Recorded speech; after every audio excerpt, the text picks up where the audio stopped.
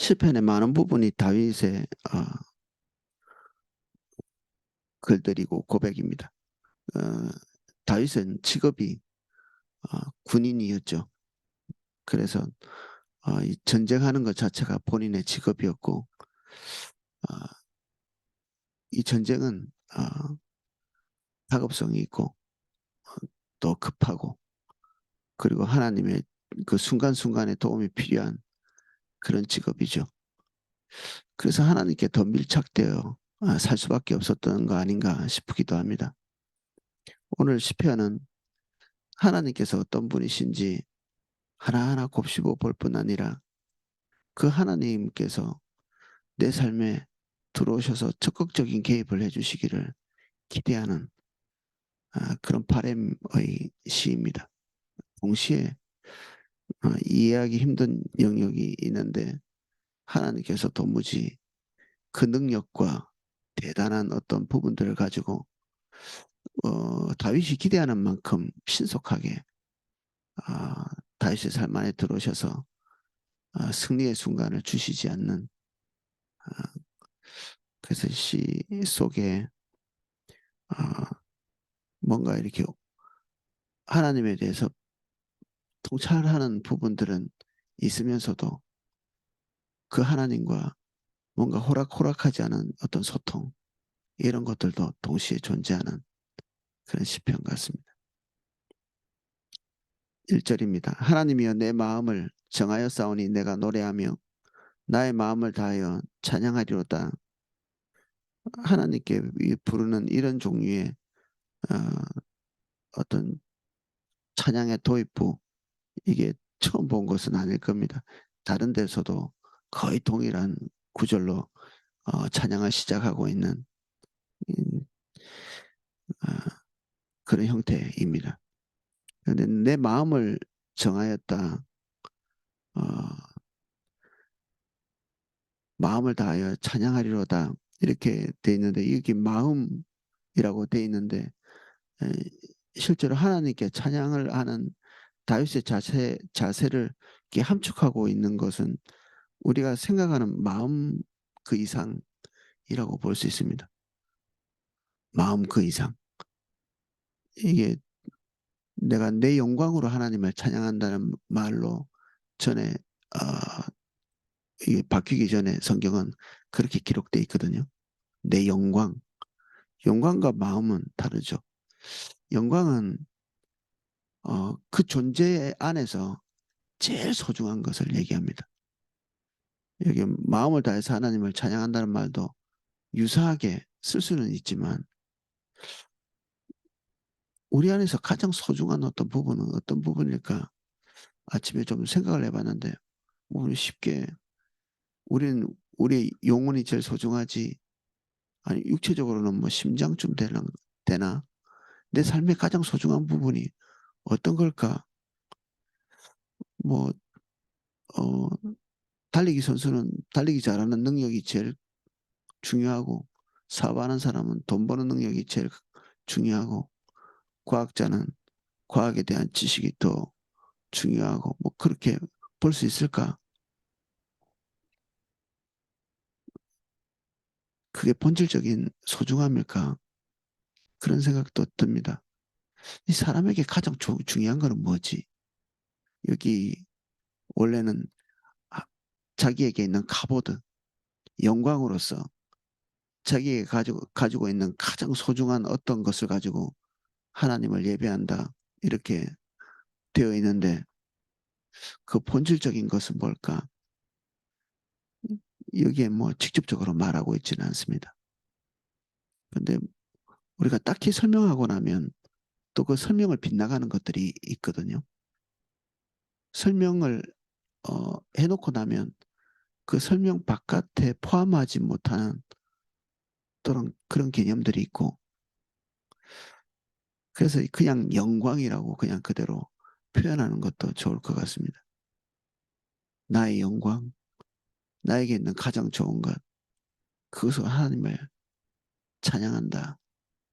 다윗에게 있어서는 하나님이 그렇게 찬양할 분이시죠. 가장 핵심적이고 중요하고 소중한 나의 어떤 것으로 하나님을 찬양하는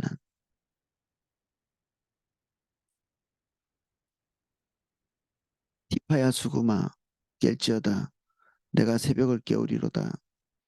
아침에 일어나서 가장 먼저 하는 것, 내가 가지고 있는 에너지와 생각, 그리고 어제까지의 패배를 어, 반복할 수도 있는 하루잖아요, 오늘이. 그러나 그것들 생각하지 않고 어제까지의 승리도 내리고 패배도 내리고 어제까지의 영광도 어제까지의 수치도 다 내리고 다시 이 그라운드 제로 0에서부터 다시 하나님을 향해서 서는 다윗의 모습입니다. 그래서 새벽을 깨운다는 말은 이게 처음 나온 말이 아니죠. 다윗은 습관적으로 이 새벽 시간에 주님을 찾고 구하고 그리고 성경 안에 있는 많은 사람들이 꼭 이 새벽의 시간에 주님을 대면하기 위해서 나오는 것들을 확인할 수 있습니다. 새벽 시간, 새벽의 나의 존재, 또 새벽에 하나님께서 찾아오셔서 우리에게 말씀하시는 것, 그걸 통해서 하루 종일 주님의 인도를 따라갈 수 있는 에너지를 얻게 되죠. 주님과 결정적인 대면의 시간이 될 수 있는 가장 핵심적인 시간이 언제일까? 새벽 말고 다른 대체할 시간이 있을까 싶습니다. 여호와여 내가 만민 중에서 주께 감사하고 먼 나라 중에서 주를 찬양하오리니 주의 인자하심이 하늘보다 높으시며 주의 진실은 궁창에까지 이르나이다. 전쟁하고 있는 다윗으로서는 한 나라 한 나라가 다 만만하지 않죠. 한 국가 한 국가가 생명을 다해놓고 다윗과 싸우려고 할 텐데 그 국가가 하나님의 심판 중에 있다 뭐 이렇게 할지라도 그냥 자기 목을 스스로 내놓지는 않을 거거든요. 모든 것을 걸고 전쟁하는 사생결단을 하는 그러한 존재들과 매일매일 대면하잖아요. 다윗이. 우리가 만나는 사람들 중에 다윗처럼 처절하게 다윗을 대항하는 이런 종류의 사람들이 있을까? 우리가 오늘 하루 종일 만나게 될 그 어떤 사람도 다윗처럼 처절하게 서로 대립하려고 하고 서로 원수같이 되고 그런 사람은 없을 텐데 한 사람 한 사람이 정말 절벽 같고 막다른 길 같고 한 국가 한 국가가 그럴 텐데 다윗이 그 수평적 세계에 있는 국가들과 군대 그러한 사람들에게서 눈을 떼서 그 위에 계신 주님을 보고 있습니다.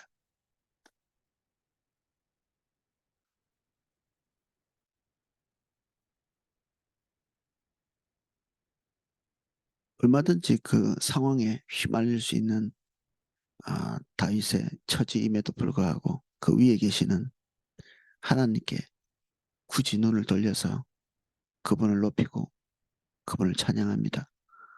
주의 인자심이 하늘보다 높으시며 주의 진실은 궁창에까지 이르나이다. 주님을 볼 때마다 그의 경험이 되살아나고 그가 알고 있는 하나님의 아름다운 성품이 기억나는 것이죠. 그래서 궁지에 몰려 있다가도 그리고 그 궁지에 몰린 상황 때문에 마음이 이렇게 다운됐다가도 다시 주님만 생각하면 다시 회복되고 하나님의 시각으로 자신의 처지를 보게 되고 상황을 보게 되고 그리고 난적을 그 관점에서 이렇게 보게 되는 최소한 우리 눈에는 주님의 관점 안에 들어갈 때마다 그 문제들이 별것도 아니게 보이고 하나님의 위대하심에 비교해 볼 때 우리의 난제들은 그렇게 큰 문제가 아니게 보이게 되죠. 마치 뭔가에 빠져드는 것처럼 다윗이 하나님께 대한 어떤 생각이나 이런 것들은 빠져드는 사람 같이 어떤 사랑하는 사람에게 빠져들듯이 다윗은 하나님께 빠져드는 것 같이 그렇게 시편을 노래합니다. 어떤 상황에 잠깐 빠지기는 하지만 그 상황에서 다시 주님을 기억하고 추억하고 그리고 생각만 하면 연속적으로 계속 그것과 연계되어 있는 하나님의 성품들이 다윗의 머릿속에서 떠오르는 그가 경험한 하나님의 모습, 아름다움들이 이거 피비린내 나는 이 전장에서 그 모든 그 어둠, 어려움, 난관 이런 것들을 다 이렇게 묻어놓고 그 찬양 속에 이렇게 담길 만큼 하나님의 모습이 그를 사로잡는 거죠. 매료되는 것입니다.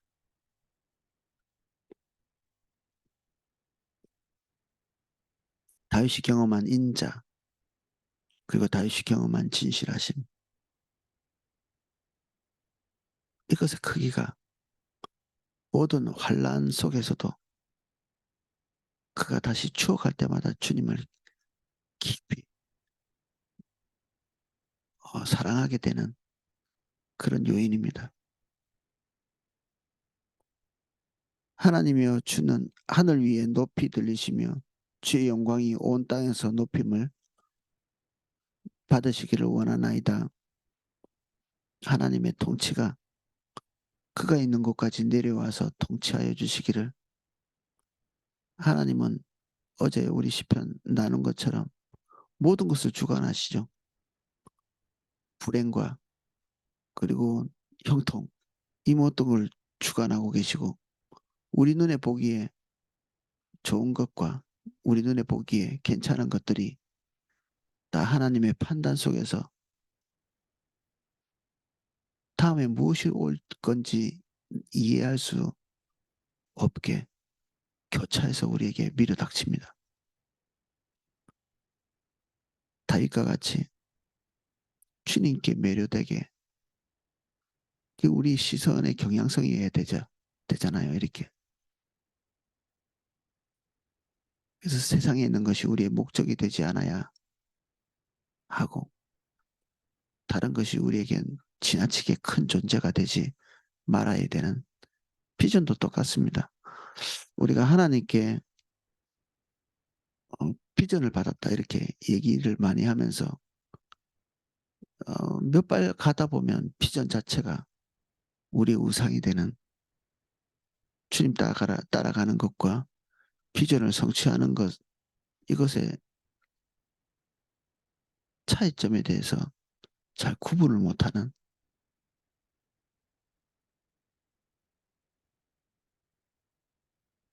비전은 하나님께서 우리를 인도해 가실 청사진이기도 하죠.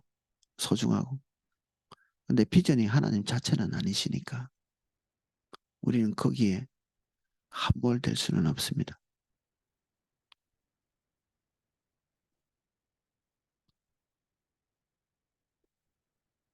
그래서 사랑하시는 자들을 건지시기 위하여 우리에게 응답하사 오른손으로 구원하소서. 하나님과 다윗 사이에 있는 관계는 사랑의 관계인데 지금 현재 그가 처한 상황은 그 사랑으로 해석되기 어려운 난간에 봉착해 있다는 걸 눈치챌 수 있습니다. 주님께 예배하고 찬양하지만 그의 상황은 녹록지 않다. 그래서 구원은 다윗에게 지금 절박한 문제이죠. 이 구원은 뭐 우리가 죄에서 구원 이런 것이 아니죠. 이 구원은 지금 현재 궁지에 몰려있는 전쟁의 한복판에서 이게 오지도 못하고 가지도 못하는 난관에 부딪혀 있는 여기에서 하나님의 새로운 돌파구가 필요한 다윗에게 필요한 주님의 은혜입니다. 긍휼이고 도와주십시오라는 말이죠.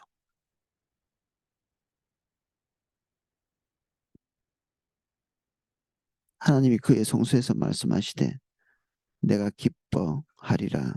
내가 세겜을 나누며 숫꽃 골짜기를 측량하리라. 길르앗이 내 것이요 므낫세도 내 것이며 에브라임은 내 머리에 투구요 유다는 나의 귀이며 모압은 내 목욕통이라. 에돔에는 내 신발을 벗어던질 것이며 블레셋 위에 내가 외치리라 하셨도다. 지명 하나하나가 나열되고 있지만 다 이 지명 하나하나가 하나님께는 티끌처럼 작은 것이고 그리고 이 절벽처럼 높이 솟아있는 난제가 아니라 하나님께는 별것도 아닌 문제. 가까운 곳부터 먼 곳까지 길르알르, 므낫세, 에브라임, 유다 이런 것들은 어, 그야말로 이스라엘, 북이스라엘과 남유다의 그 상징적 도시들이죠. 가까운 하나님께서 통치하신다고 쉬 믿어지는 그런 영역들이라고 볼 수 있습니다. 우리는 하나님께서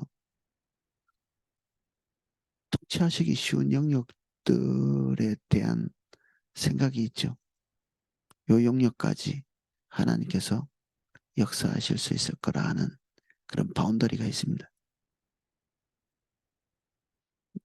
근데 구절은 모압, 에돔, 블레셋 좀 더 멀리 있는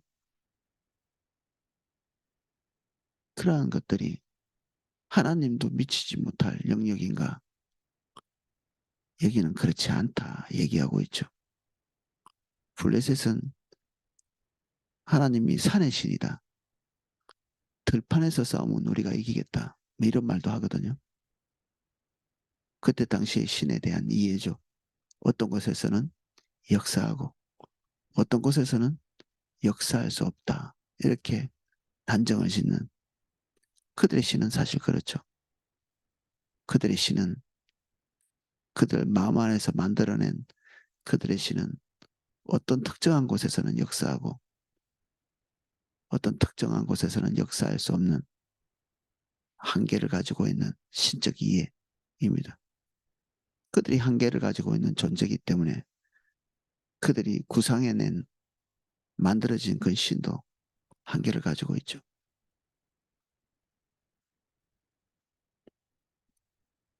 하나님은 그런 한계가 없으십니다. 그런 바운더리도 없고 주님이 가지 못할 곳, 영향을 미치지 못할 곳이 없으십니다. 하나님의 영감으로 하나님의 영역을 새롭게 보게 된 다윗, 하나님께는 그가 난제로 보고 있던 영역까지도 별것도 아니다.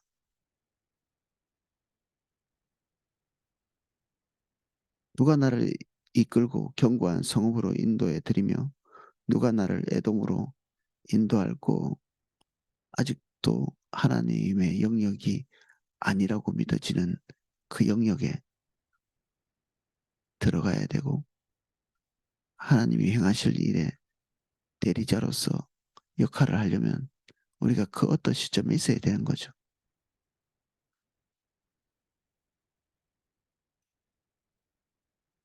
주님은 홀로 일하는 것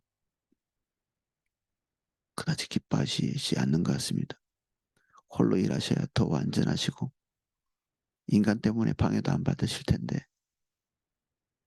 주님은 굳이 당신의 백성들과 함께 일하시기를 기뻐하십니다.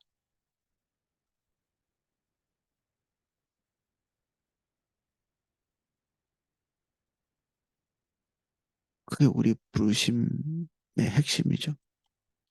우리 없다고 하나님이 능력이 작아지는 것도 아닐 텐데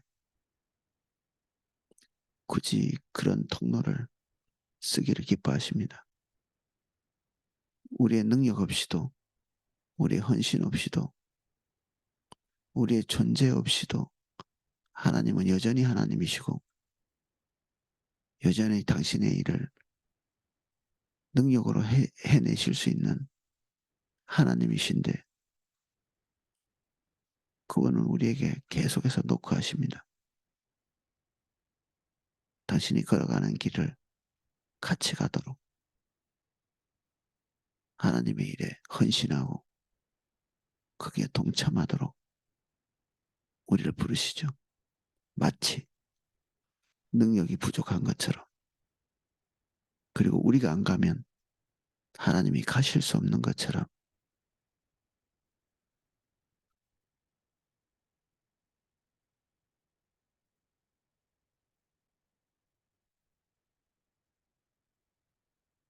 하나님이여 주께서 우리를 버리지 아니하셨나이까. 하나님이여 주께서 우리 군대들과 함께 나아가지 아니하시나이다. 우리를 도와 대적을 치게 하소서. 사람의 구원은 헛됨이니이다. 우리가 이 구절을 읽을 때 어, 쉽게 유추할 수 있는 것은 전투에서 진 경험이 있고 그리고 형통하지 못한 그런 상황이고 부하들은 죽어나가고 대적의 기세는 더 오르고 뭔가 하나님의 인도를 따라서 한다고 했는데 우리의 확신을 흔들 만한 그런 패배들이 연속해서 나오는 거죠. 그래서 다윗의 결론은 이럴 수밖에 없죠. 하나님이 함께 하시지 않는구나. 하나님이 함께 하시지 않는다. 지금 현재. 내가 알고 있는 하나님은 모압을 모욕통으로 에돔의 신발을 벗어던지고 블레셋이 두려워할 만큼 저렁저렁 소리 지르는 어떤 곳에서도 하나님의 영역이 아닌 곳이 없는 위대하신 하나님이신데 지금 현재 하나님의 인도를 따라서 걸어가고 있는 이 지점에서 하나님의 역사가 없다면 버림받은 것인가?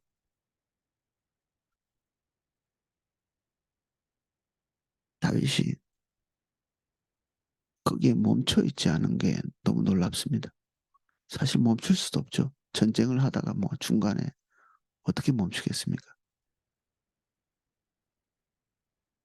뭔가 미심쩍은 것이 다윗을 덮치고 있는데 불신앙이 거기에 머물러 있을 수가 없습니다. 확신이 올 때까지 기다릴 수도 없습니다. 저절로 확신이 올 때까지. 지금은 그럴 때가 아니기 때문에 불확실한 것이 우리를 위협해오는 시점에도 처음 하나님께서 우리를 인도하신 그 인도를 붙잡고 주께 구하고 그 난제를 앞에 두고서도 회피하거나 돌아가지 않고 견뎌내는 것, 굳센 마음으로 자기 자리를 지키는 것, 이게 다윗의 모습입니다. 우리를 도와 대적을 치게 하소서. 사람의 구원은 헛됨이니이다. 문제가 잘 풀리지 않을 때는 이런 방법, 저런 방법을 쉽게 생각해내는데 처음에는 다윗도 그랬겠죠. 근데 이 다윗이 전쟁을 하고 있는 이 시점에 다윗은 이미 하나님을 무수히 경험한 자이고 그리고 어느 정도 인생의 뭐 초반이 아닌 거죠. 이런 것도 경험하고 저런 것도 경험하면서 하나님 외에 다른 것들을 기대할 수 없다는 사실을 간파해낸 것입니다. 친한 사람도 그리고 동맹국도 눈에 보이는 긍정적인 또 희망적인 소식들도 거기에 우리의 마음을 둘 수 없다는 사실을 다윗은 인생을 통해서도 배우고 하나님을 통해서도 배우고 이런 고백이 이 사람이 보통 하나님의 사람이 아니라는 걸 보여주는 거죠. 그냥 예수 믿고 기뻐서 날뛰는 당연히 뭐 그런 감격이 있지만 거기에 멈춰 있지 않은 노련함이 있습니다.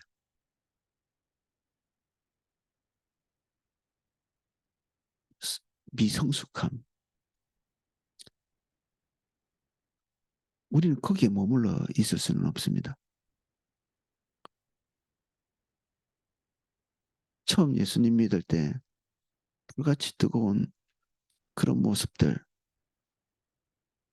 그게, 거기가 그 시점이 자기 인생에서 하나님을 가장 잘 따라간 그런 시간인 사람도 있거든요.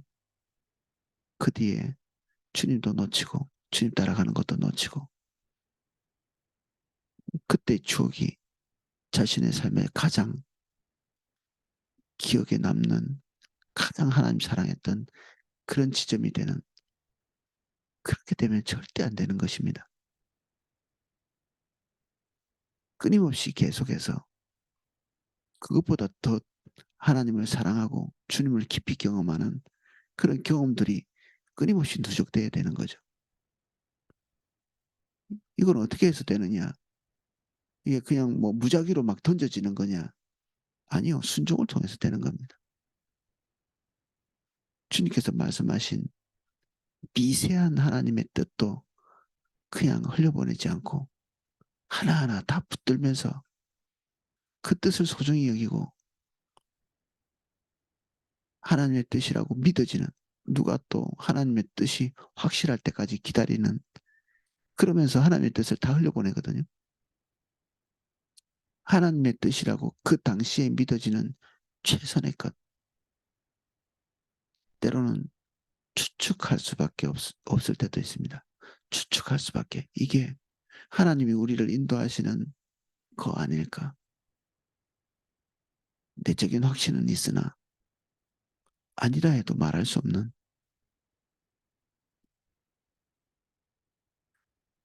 그래서 최선을 다해서 교회와 함께 분별하고 영적인 리더들과 상의하고 오이코스 지체들과 자기의 고충들 그리고 주님의 인도를 따라 갈 방향을 구하고 또 중보해달라고 부탁하기도 하면서 그렇게 가죠. 난관이 있음에도 불구하고 그리고 100% 확신할 수 없음에도 불구하고 나에게 말씀해 오시는 하나님의 인도를 때로는 확신하고 때로는 추측하면서 주님의 인도를 따라갑니다. 멈출 수 없으니까. 다윗은 최소한 다른 루트를 통해서 문제를 해결하려고 하는 시도를 하지 않습니다. 별것도 아니라는 사실을 아는 거죠. 별것도 아니다. 신하들이 와서 이런저런 방법을 얘기하기도 했을 거고 경험치가 많은 사람이 이것저것 얘기했을 수도 있습니다. 다윗도 뭐 그런 저런 것들을 해볼 수도 있었겠죠. 해본 적도 있을 거고. 그래 이 시를 쓰는 말미에 그런 것들 다 해봤는데 주님 외에는 믿을 것이 없더라. 주님께 생명을 걸어놓고 있는 거죠. 그의 목숨을 칼에, 그의 목숨을 군사에, 그리고 군마에 자기의 목숨을 걸어두지 않습니다.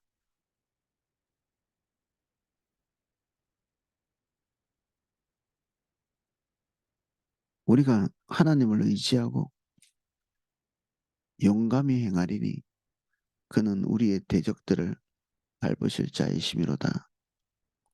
지금 현재는 패배하는 느낌이 드는 순간일지라도 하나님께서 그 길을 처음 가게 하신 그 약속도 기억하고 복잡한 생각에 유혹되지 않고 이런가 저런가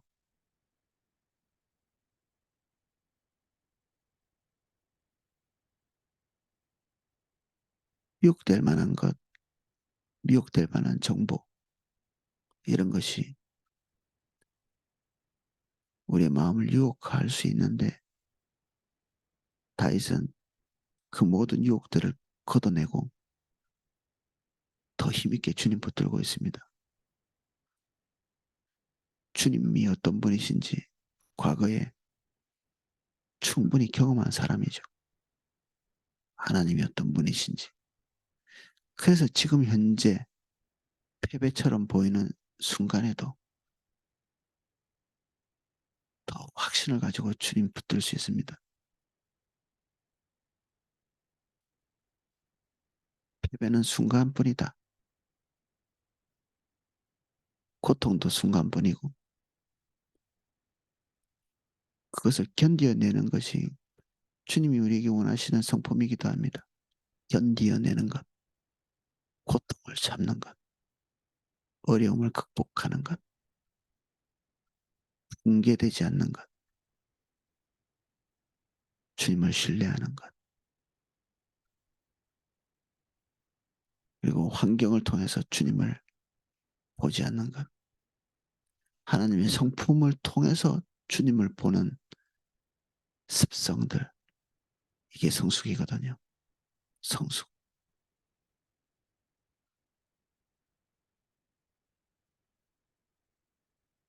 그래서 상황이나 환경들, 그것을 통해서 주님이 어떤 분이신지 고민하지 않고 주님이 어떤 분이신지 알기 때문에 그 관점으로 지금 현재 벌어지고 있는 일들을 때로는 타개하고 때로는 우리의 태도를 거기에 맞춰서 결정하는 저와 여러분 되시기를 예수님 이름으로 축복합니다. 기도하겠습니다. 주님, 우리가 주님이 어떤 분이신지를 수없이 경험해 왔습니다. 우리는 초신자가 아닙니다. 처음 구원받은 그 감격에 멈춰 있는 자들이 아니고 우리는 그동안 주님과 함께 산도 물도 사망의 음침한 골짜기도 또 영광스러운 승리도 다 경험하면서 여기까지 와 있습니다. 그리고 오늘은 또 다른 난관, 또 다른 어려움, 또 다른 고통 속에 있고 우리는 주님을 체감하지 못하고 있습니다. 그러나 이전까지 우리가 배웠던 주님을 기억하며 오늘 주님 붙듭니다. 난관에 무릎 꿇지 않도록 도와주시고 크신 주님 볼 수 있도록 도와주십시오. 여기 모여 주님 구하는 한 분 한 분을 예수님 이름으로 축복합니다. 이전에 경험했던 주의 크심을 기억하게 하시고 처음 우리를 부르신 하나님의 부르심을 기억하게 하시고 오늘의 고통과 난관 때문에 주님 놓치지 않도록 은혜를 주옵소서. 예수님 이름으로 기도합니다. 아멘. 기도하실 수 있도록 음악을 방송해 드리겠습니다.